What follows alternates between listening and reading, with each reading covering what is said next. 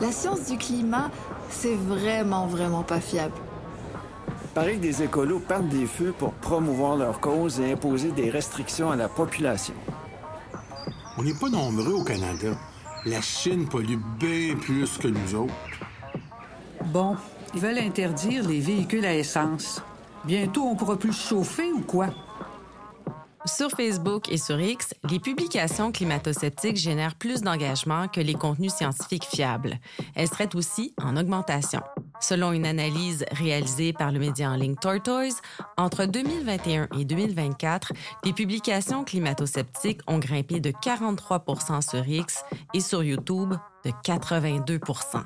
Qui sont les personnes qui diffusent ce type de discours et celles qui y adhèrent? Les arguments avancés pour nier les dérèglements climatiques ont-ils évolué dans les dernières années? Et est-ce la méconnaissance de la science qui explique l'adhésion au déni climatique ou les racines sont-elles plus variées et profondes? On répond à toutes ces questions avec notre invité.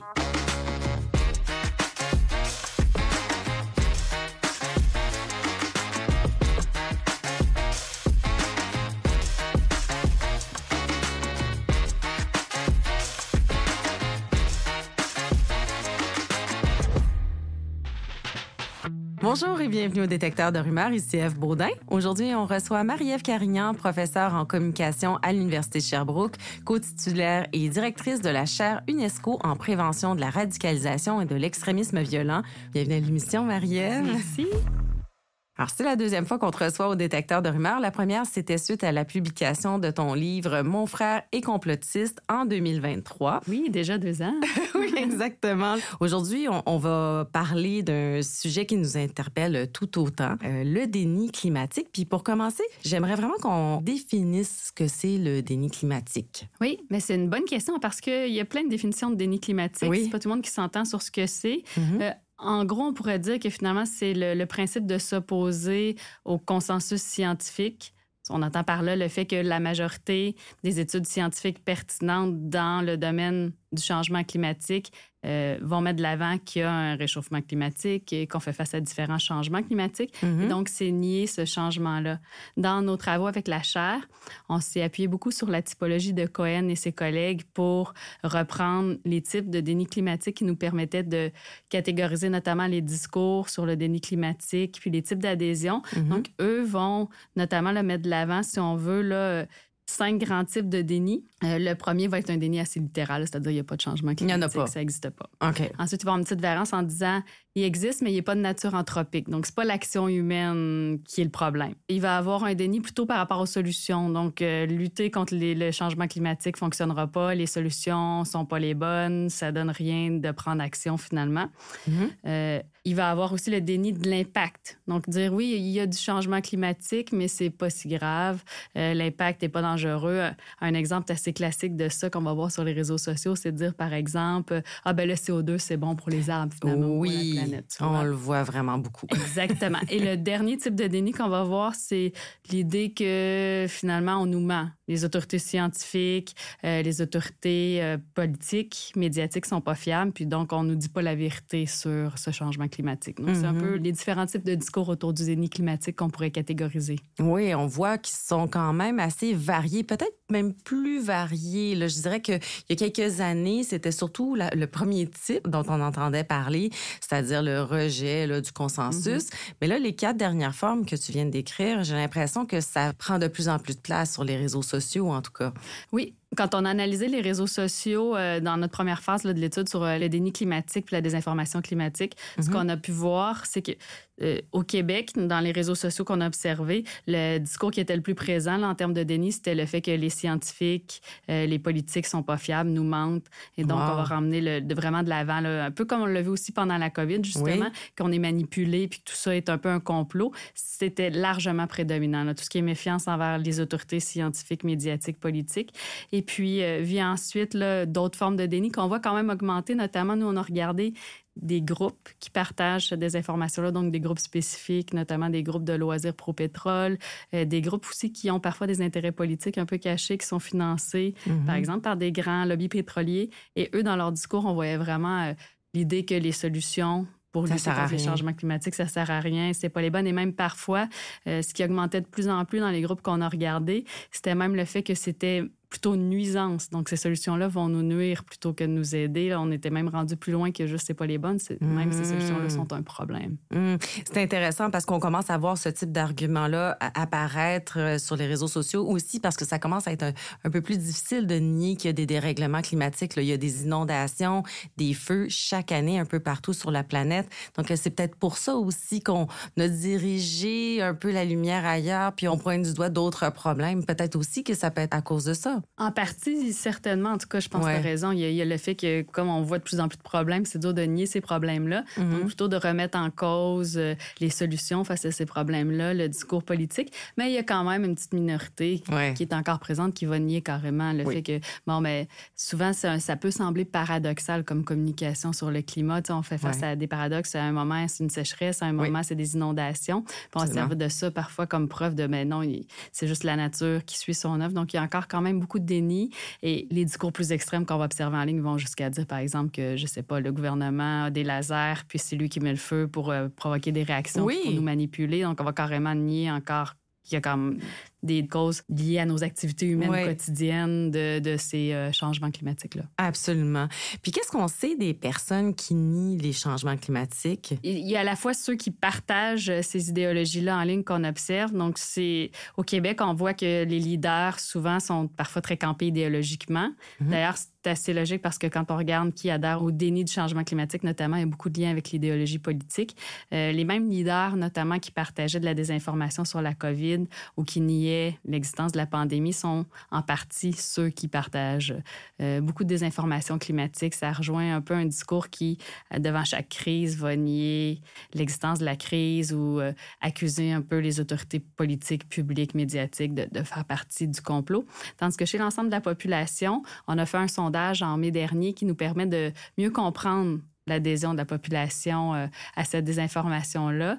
Ce qu'on voit notamment, on a posé à plus de 7000 répondants là, au Canada la question à savoir votre degré d'accord, disons, avec l'énoncé suivant, à savoir que le réchauffement climatique n'existe pas. C'est une solution ou une thèse, disons, avant tout défendue par des politiques et des scientifiques pour faire avancer leurs intérêts. Donc, assez un énoncé classique sur le déni climatique. Je suis curieuse d'avoir la réponse. Oui, mais on voit déjà que chez les 65 ans et plus, il y a beaucoup moins d'adhésion à cet énoncé-là. Donc, ça baisse là, beaucoup quand on arrive 65 ans et plus. D'accord, intéressant. Vous étiez surpris de ce résultat-là? Pas vraiment surpris parce que dans nos données de recherche, ce qu'on voit, c'est qu'en général, les énoncés de désinformation puis de conspirationnisme, donc depuis 2021, on a quand même fait d'autres sondages populationnels, puis on voyait vraiment qu'à partir de 65 ans, ça baissait beaucoup. Peut-être parce que 65 ans et plus, peut-être moins exposés en ligne, mais aussi avoir grandi avec quand même une société qui s'est battue pour ses droits, les institutions qui sont mises en place, les grandes sociétés d'État, donc peut-être un plus grand sentiment d'appartenance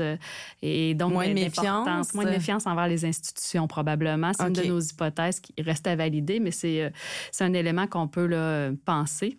Sinon, quand on regarde nos données de sondage, ce qu'on voit aussi, c'est notamment qu'il y a un pic là, d'adhésion chez les hommes, surtout 18-35 ans, alors que les femmes croient beaucoup moins que, bon, ce type d'énoncé. Donc, il y a vraiment une différence entre les hommes et les femmes assez marquée, toutes les tranches d'âge, chez les jeunes en particulier. Là, et ça, c'est quand même un autre élément qui peut surprendre. En effet, surprenant, puis je dirais peut-être un peu inquiétant, parce qu'est-ce qu'on pourrait voir même à la limite des liens entre ce type de croyances-là, puis par exemple, les croyances que les féministes veulent contrôler les hommes, là? C'est très drôle que tu me poses cette question-là parce que c'est un autre des questions qu'on a posées dans notre sondage. Donc, on a demandé la question, pensez-vous que le féminisme est une stratégie mise en place par des femmes pour contrôler la société? Et on voit une hausse de gens qui sont en accord avec cet énoncé-là, ce qui est inquiétant, mais ce qui va un peu avec ce qu'on observe comme phénomène en ce moment quand on parle d'une montée du masculinisme, d'une méfiance envers le féminisme. Et on voit là encore une démarcation très claire où les femmes vont, au contraire, pas du tout adhérer à cet énoncé-là et y être opposées, alors qu'il il y a une hausse dans le nombre de jeunes hommes, particulièrement, qui adhèrent. Et là, c'est la même chose qu'on observe. Là, on voit vraiment un décalage entre... Un clivage, presque. Un clivage entre les jeunes hommes et les jeunes femmes qui est quand même préoccupant là, en termes d'idéologie, notamment sur l'environnement, sur le féminisme, sur les valeurs sociales. Beaucoup de données qui commencent à indiquer ce clivage-là entre les jeunes hommes et les jeunes femmes. Je serais curieuse de savoir aussi, est-ce qu'il y a vraiment une augmentation de ce type de discours en ligne, mais aussi une augmentation de l'adhésion, là? On a pu voir, disons, dans nos études, notamment quand on a regardé des groupes spécifiques, qu'il n'y avait pas nécessairement une hausse fulgurante, qui était présente depuis longtemps, mais qu'il y a des moments spécifiques où là, vraiment, ce discours-là est mis de l'avant beaucoup plus. Donc, par exemple, quand il y a des grandes rencontres sur l'environnement, les sommets du GIEC, des événements majeurs, là, ça monte en flèche. Ça m'étonne ou pas. quand l'actualité est marquée par des phénomènes. Donc, si par exemple, à un moment dans l'actualité, on annonce des feux de forêt, on fait face à un changement soudain météorologique ou autre, hausse aussi. Donc, c'est vraiment dans des moments spécifiques comme ça qu'on voit une hausse. Tandis que pour l'adhésion, nos chiffres, ce qui nous montrent en ce moment... Oui, une légère augmentation de beaucoup de nos énoncés en termes d'adhésion, mais surtout, ce qui est très préoccupant, c'est que sur l'ensemble de nos énoncés, donc de toutes les désinformations puis les sujets conspirationnistes qu'on a soumis aux répondants, une hausse de gens qui doutent. De gens qui vont dire, je suis pas certain. Ah, peut-être que c'est un complot, peut-être qu'on nous ment, peut-être que c'est pas vrai. Et ça, c'est assez préoccupant parce que ces gens-là, ils peuvent basculer d'un côté puis de l'autre. Et là, c'est vraiment, pour nous, la grande préoccupation de voir cette hausse très, très marquée de l'incertitude face à peu près tous nos énoncés. Oui, puis c'est probablement fait de façon stratégique par les gens qui font de la désinformation. On sait que c'est une stratégie, la stratégie du doute, qui est très efficace, qui a été fait par les gens d'industrie de cigarettes et du pétrole aussi maintenant. Donc, parce qu'en instaurant le doute, finalement, là, est-ce que cette personne-là dit vrai, dit faux? Est-ce qu'il y a vraiment un consensus? Et effectivement, c'est une porte d'entrée vers peut-être une adhésion à des théories plus complotistes avec le temps. Oui, puis cette stratégie du doute-là, on la voyait clairement dans des groupes qu'on a analysés, comme par exemple Québec fier. C'est un groupe qui a des ramifications financières, semble-t-il, avec notamment des grandes industries pétrolières qui auraient financé, puis certains lobbies albertains. Mais c'est un groupe qui, à la base, peut sembler assez sympathique. Il va partager des blagues, peu importe la blague de chat qui vous fait rire aujourd'hui ou des blagues bon enfant. Mais à travers ces blagues-là, se mêlent toutes sortes de contenus plus orientés politiquement, en général plus à droite, assez conservateur. Et là-dedans, on a vu beaucoup de désinformation climatique qui va jouer sur l'humour aussi. Par exemple, faire des blagues un peu pétromasculinistes entre voitures électriques puis hommes efféminés, consommation de viande. Et dans ce groupe-là, depuis... on a observé sur l'ensemble de la durée du groupe le discours de désinformation climatique. Puis on a vu une hausse quand même constante de contenu qui va nier les mesures, qui va dire que les mesures non seulement sont inefficaces, mais plus que le discours évolue, plus qu'on parle même de mesures qui nous menacent dans notre identité québécois, masculin notamment, et un discours de plus en plus de dénonciation envers, par exemple, le politique et puis le scientifique. Donc, il y a quand même une évolution dans le discours. Marie-Ève, pourquoi les gens adhèrent-ils au discours climato-sceptique? Qu'est-ce qu'il y a derrière? Il y a plusieurs choses qui vont faire en sorte que les gens vont adhérer. Il y a à la fois, évidemment, une perception d'inéquité, d'injustice, d'exclusion. Donc, il y a plusieurs facteurs psychologiques ou sociaux, personnels qui peuvent faire en sorte qu'on va adhérer. Il y a des biais idéologiques. Donc, on parlait plus je vais croire à droite, plus je me positionne à droite sur l'échiquier politique, je risque d'adhérer aussi. Ou à politique. On voit que les gens qui s'intéressent très peu à la politique, qui sont peut-être moins au courant justement des enjeux politiques, ont plus tendance à adhérer à de la désinformation en général, climatique ou autre, parce que peut-être qu'ils se sentent moins partie prenante du système, plus exclus, comprennent moins certaines mesures ou certains fonctionnements démocratiques. Donc, ça peut créer de la méfiance envers le système. Et il y a un autre phénomène qu'on observe qui est un peu paradoxal, mais qui est quand même intéressant, c'est-à-dire qu'on voit qu'il y a un lien avec l'anxiété. Ah oui. Les changements climatiques font en sorte qu'on est tous un peu anxieux face à ce qui se passe. Ça génère de l'anxiété. Et cette anxiété-là peut être parfois une façon de se protéger que de dire je vais nier ce qui arrive parce que c'est trop lourd de l'accepter puis de l'avouer. Donc, plutôt que de faire face à tout ce qui se passe, mais il y aura un lien qui semble contre-intuitif à la base, de dire mais voyons, je suis anxieux, mais je nie. C'est comme un mécanisme de protection finalement. C'est ça. Donc, nos données c'est assez étonnant. Puis on le voit notamment beaucoup chez les jeunes hommes. Des jeunes hommes qui vont dire, ben oui, les mesures pour lutter contre les changements climatiques, c'est une bonne chose. Ils vont les adopter, mais en même temps, paradoxalement, ils vont nier le changement climatique comme un mécanisme de protection parce que l'éco-anxiété est trop grande. Et ça va aussi avec ce que d'autres études montrent que, par exemple, beaucoup de jeunes qui sont très éco-anxieux choisissent de s'éloigner le plus possible de toutes les nouvelles sur l'environnement. Oui, donc, au lieu de s'informer parce que, justement, ils sont éco-anxieux puis devraient vouloir savoir ce qui se passe pour agir, mais ils vont plutôt choisir d'essayer le plus possible d'ignorer toute l'information sur l'environnement parce que ça les rend tellement nerveux qu'ils ne supportent pas ça. Donc, il y a quand même un lien assez particulier entre éco-anxiété puis déni. C'est comme aussi une reprise de contrôle qui joue sur l'anxiété. C'est pour ça qu'on le voit beaucoup, le lien entre l'anxiété, la dépression, différents phénomènes psychologiques. Beaucoup d'études en psychologie montrent le lien entre l'adhésion à la désinformation et puis l'état psychologique. Bien là, dans sûr. ce cas-ci, de l'éco-anxiété, c'est comme un facteur de protection de dire si c'est pas vrai, si on me ment, si j'ai pas nécessairement à agir, puis j'ai pas de prise et peut-être que c'est pas si grave. Donc, c'est vrai que parfois de consommer cette information-là devient comme rassurant pour des gens qui sont très anxieux. Oui, on a fait un épisode du balado Le détecteur de rumeurs avec une spécialiste là-dessus. Je vais donner les références à la fin de l'épisode. Mais je comprenais qu'il y avait aussi une dimension identitaire dans le fait de, par exemple, ceux qui refusent les solutions qui sont proposées, se faire dire que conduire un VUS, ça devrait être délaissé pour un autre moyen de transport. Ça devient pratiquement une attaque à leur identité, hein, on a l'impression. Lorsqu'on parle notamment du pétromasculinisme, c'est clairement ça. C'est l'impression que les mesures qu'on va mettre en place vont briser mon identité. Ils vont faire en sorte que je ne pourrai plus être moi-même parce que je m'identifie au véhicule que je conduis, à mes pratiques alimentaires, etc. Et donc, il faut déconstruire ça, le fait que, par exemple, la masculinité est liée à la consommation de viande et le fait de conduire un gros camion. Mais il y a aussi d'autres identités que des fois, c'est plus subtil, mais c'est vrai qu'on rejette parfois ce qui semble pour nous une menace à notre identité ou ce qui fait pas de sens. Il y a deux éléments là-dedans. Parfois, ça fait de la dissonance. Oui. En ce moment, on est en train de travailler sur un rapport avec Équiterre puis Véro Vert sur comment communiquer sans polariser parce que, justement, ils se sont rendus compte que leur campagne sur les VUS, ça n'a pas fonctionné parce que des gens se sentaient attaqués dans leur identité puis aussi dans leur réalité. C'est-à-dire que si j'habite en montagne, oui, au Canada, il y a des gens qui en ont besoin.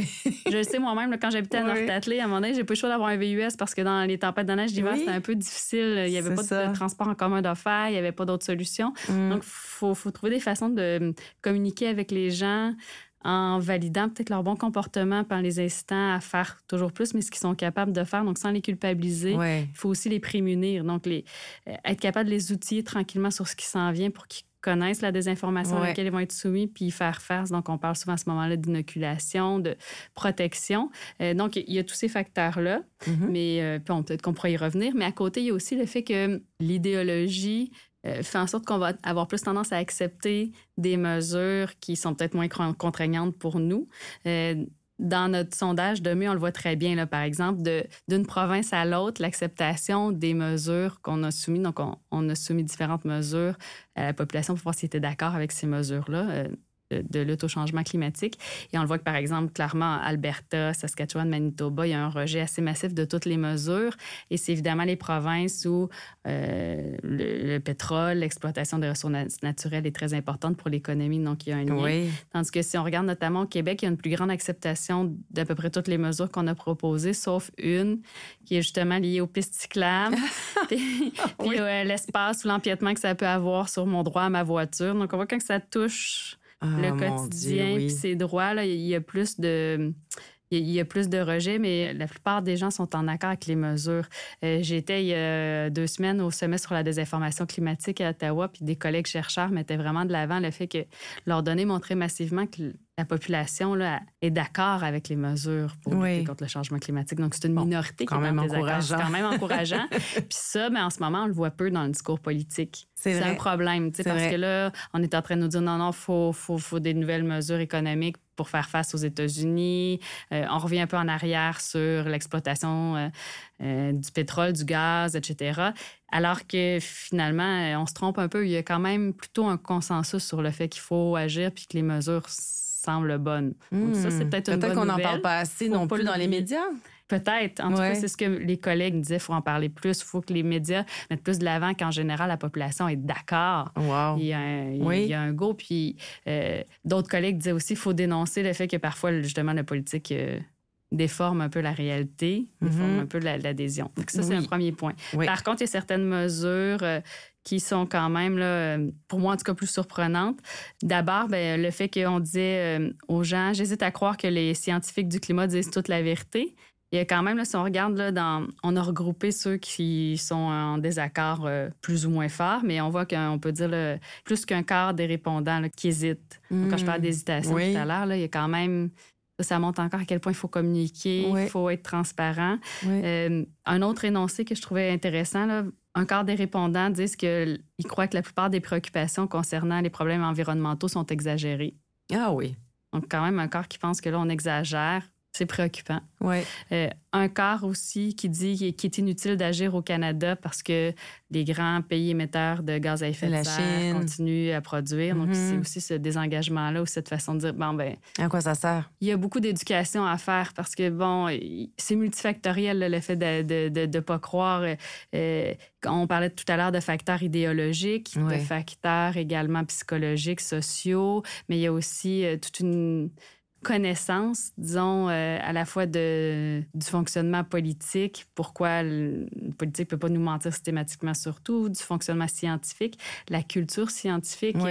En ce moment, je trouve qu'on a beaucoup pris pour acquis le fait que les gens sont d'accord avec le fait qu'il y a un consensus scientifique autour du changement climatique, mais je pense que même l'idée d'un consensus scientifique n'est pas si claire. C'est quand même inquiétant, on revient un peu en arrière. Absolument. Mais en même temps, je dirais que c'est peut-être pas si étonnant parce que quand on regarde, par exemple, la déclaration de Trump là, en septembre dernier, lors d'une allocution devant l'Assemblée générale des Nations unies, puis il a déclaré que le changement climatique était, alors guillemets là, quand même, là, la plus grande arnaque jamais menée contre le monde. Et il a traité la communauté scientifique qui travaillait dans le domaine de personnes stupides qui auraient fait des prévisions qui se seraient avérées fausses. Alors, c'est pas étonnant non plus qu'il y ait un retour de cette pensée climato-sceptique et même de rejet du consensus quand on a le président de la plus grande puissance au monde qui dit des choses comme ça dans ce contexte-là devant l'Assemblée générale des Nations unies. Là. En effet, moi, je suis hyper préoccupée par le discours de Trump sur plein de sujets parce que ça a un effet chez nous. On le voit vraiment, nous, ça dans percole. Nos recherches. On a une équipe de veille en ligne qui regarde ce qui se passe avec la chaire UNESCO PREV. Tout ce qui arrive aux États-Unis a un effet chez nous tôt ou tard. On l'a vu, par exemple, dans la réaction... je prends quelques exemples, mais les drag queens, l'heure du conte, tout ça partait aux États-Unis. On l'a vu arriver chez nous. Ah ouais. On a vu cette opposition-là chez nous aussi, là, où les gens disaient... Mais je savais pas que ça avait démarré aux États-Unis. Ah ouais. Le backlash sur les mesures EDI, LGBTQ+, ça partit aux États-Unis, c'est arrivé chez nous. Mais pendant la pandémie, les gens disaient, il y a une hausse de l'adhésion à QAnon qui arrive au Canada, puis on se dit, mais comment ça peut...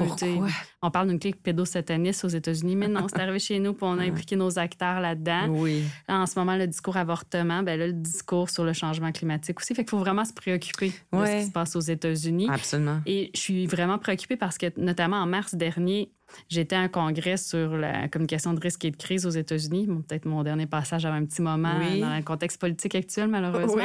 Mais des collègues disaient, là, on a tellement peur de se faire couper nos fonds de recherche. Bien sûr, il y a un muselage. Oui, puis des effets aussi, parce que c'est même carrément perdre leur poste, se faire dénoncer sur la place publique. Donc, il y a de l'autocensure qui se mettait en place, qui est quand même assez préoccupante aussi. Donc, des collègues me disaient, là, dans nos recherches, on parle plus de changement climatique parce qu'on le sait qu'on va se faire pointer du doigt, qu'on risque d'être coupé, définancé. Puis en plus, il y a des mouvements religieux un peu... Ça peut être dangereux, même. Qui ne croient pas. Qu'eux s'étaient mis à parler, par exemple, de risques élevés d'inondation au lieu de parler d'effets des règlements climatiques ou des changements climatiques. Ça dilue le discours. Ça dilue le discours, puis ça, justement, enlève cette espèce d'impression qu'il y a un consensus. Ben oui, mais en même temps, moi, je pense que c'est pour ça aussi qu'il faut parler de la désinformation climatique. Là, l'éducation média est vraiment importante. Puis dans nos recherches sur comment communiquer sur l'environnement sans polariser, ce qu'on voit aussi, c'est l'importance de travailler en amont, donc de préparer les gens en disant, mais regardez, face à tel sujet, telle crise, le discours auquel vous allez être soumis de désinformation va être celui-là. Donc, quand on prévient les gens en avance du discours auquel ils risquent d'être exposés en termes de désinformation, mais ça les rend déjà un peu plus sur leur garde, donc prêts à affronter ce discours-là avec un certain niveau là, de scepticisme. C'est un petit vaccin, en fait, comme on disait du temps de la COVID. Hein? Donc, les solutions, tu en as évoqué quelques-unes au long de l'entretien, là, par exemple, cette idée du rôle des médias, de l'éducation aux médias, justement, peut-être du journalisme de solutions, donc un journaliste qui est vraiment plutôt tourné sur, justement, des histoires donc de personnes ou d'organisations qui changent les choses, qui ont changé leur pratique. Est-ce que tu aurais d'autres pistes de solutions pour contrer le déni? Une autre piste sur laquelle on travaille en ce moment, puis je pense qu'elle est vraiment prometteuse, l'avenir nous le dira parce qu'on commence nos recherches, mais on essaie de prendre différentes initiatives de dialogue démocratique pour les mettre en place puis voir si ça fonctionne dans le cas là, de ce qui concerne l'environnement. Parce que ce qu'on peut observer, c'est que parfois, là, tout ce qui permet d'avoir l'impression de participer socialement, d'avoir une voix, d'être entendu, de pouvoir avoir un effet. On parlait tout à l'heure d'inégalité sociale, de méfiance envers le politique, puis de sentiment de ne pas participer aux faits politiques. Donc, d'être entendu puis d'être partie prenante peut être vraiment une piste de solution pour peut-être pas croire à 100% puis ramener les gens, mais avoir déjà moins de méfiance puis plus d'ouverture. Un espace de dialogue. Espace de dialogue, c'est vraiment important. Puis là, c'est ce qu'on mettait de l'avant dans le livre. On disait qu'on avait parlé dans le balado il y a 2 ans déjà de Mon frère est complotiste puis l'importance du dialogue social, mais j'y crois toujours. Et là, c'est ce qu'on va essayer de tester, différentes initiatives de dialogue social ou démocratique pour faire face à cette méfiance-là envers la science du climat. Donc, notamment, on veut mettre en place ce qui s'appelle des entretiens motivationnels. Donc, l'entretien motivationnel, ça vient de la psychologie, mais ça a été beaucoup utilisé en médecine pour notamment faire face à l'hésitation vaccinale. Oui, absolument. Donc, avec les parents, par exemple. Exactement. Oui. Donc, on a un collègue à l'Université de Sherbrooke, Arnaud Gagnard, qui est assez un pionnier là-dedans, qui est dans notre équipe. Et avec lui, on veut tester comment on peut le mettre en place, mais par rapport à des gens qui n'adhèrent pas aux mesures puis hésitent face à l'adoption des mesures là, face au changement climatique. Donc, c'est vraiment une façon de valoriser les bons comportements, l'entretien motivationnel, écouter les gens, les valoriser dans ce qu'ils font de bien, dans leurs croyances profondes, puis leur donner de l'information, des outils supplémentaires pour éclairer leurs décisions, mais en étant basé sur l'écoute puis sur l'empathie. Ouais. Dans le cas de l'hésitation vaccinale, ça fonctionne très bien, comme tu le dis, avec les jeunes enfants. Ça a été aussi repris dans des programmes là, nationaux pour la COVID. Et c'est vraiment des programmes qui ont été mis en place à travers le Québec parce que ça fonctionne bien. On se dit pourquoi pas sur le changement climatique, c'est ce qu'on veut tester. Oui, bonne idée. On veut tester d'autres façons de faire aussi. Notamment, on s'inspire de 2 projets qui ont été faits. Un qui mettait ensemble des gens qui avaient des croyances très opposées, donc des gens un peu polarisés. Un genre de Tinder, disons, politique.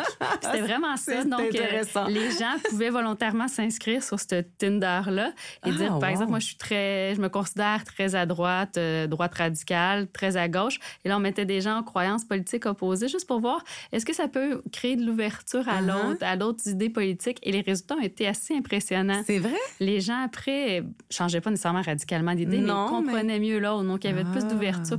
C'est déjà une lutte à l'exclusion puis à la radicalisation des idées et aux polarisations, peu importe de droite, de gauche. Si je fais ça, je veux aller voir. Nous, on veut le reproduire chez nous, donc, mais sur des questions spécifiques, donc le climat, l'immigration, et puis les mesures donc les droits des minorités pour voir ceux qui sont vraiment opposés dans leurs croyances. Est-ce que cette mise en dialogue-là peut fonctionner? Puis on s'inspire aussi d'une autre initiative qui s'appelle Braver Angel aux États-Unis, où un peu de la même manière, on va mettre des gens qui sont très convaincus démocrates et républicains avec des croyances très opposées sur beaucoup de sujets.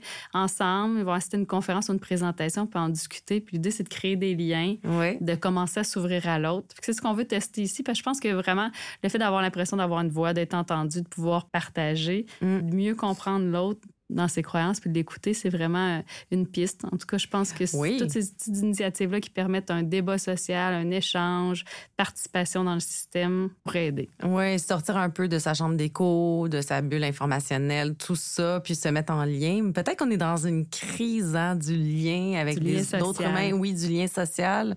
Très intéressant, tout ça. Puis, sans compter, évidemment, tout ce qui est littératie scientifique, mais informé, sans polariser. Donc, vraiment dans la nuance, de faire en sorte que les gens se sentent pas coupables, hein, parce qu'il y a quand même une limite là, aux petits gestes individuels. Il y a vraiment une question de...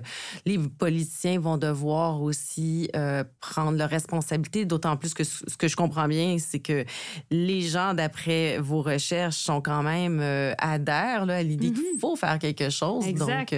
Donc, il faut que la politique agisse, puis il faut arrêter de tenir pour acquis que les gens sont juste préoccupés par l'économie, puis que ça doit prendre le dessus sur tout. Là, c'est pas ce que nos données montrent et les données de beaucoup de collègues. Les gens veulent qu'on agisse. Donc, il faut changer un peu l'optique. Il y a une très grande responsabilité politique qui doit être prise aussi. Oui. Bon, en tout cas, Marie-Ève, comme toujours, c'était très intéressant de discuter avec toi. Merci d'avoir accepté notre invitation. Vraiment.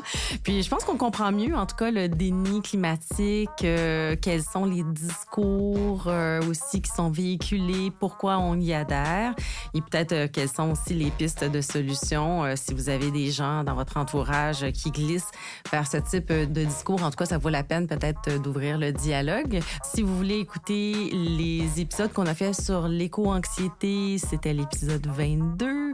Discuter avec un climato-sceptique avec mon collègue Pascal Lapointe, c'était l'épisode 5. Et avec Marie-Ève, c'était l'épisode 11, donc mon frère est complotiste. Alors, merci à vous d'avoir été à l'écoute. Si vous avez aimé cet épisode, partagez-le sur vos réseaux sociaux. Il faut aussi que les informations fiables et vérifiées circulent. Le détecteur de rumeurs est une production de Science Presse soutenue par le scientifique en chef et les fonds de recherche du Québec. Pour ceux que ça intéresse, on offre une toute nouvelle formation sur la désinformation climatique. Tous les détails sont sur le site de l'agence Science Presse. Mon invité aujourd'hui était Marie-Ève Carignan, à la réalisation, Claudie Fortier-Saint-Pierre, au mixage sonore, Jonathan Doyon, à la recherche, Fanny Rohrbacher, à la production et à l'animation, moi-même, Ève Baudin. Alors, on se retrouve au prochain épisode.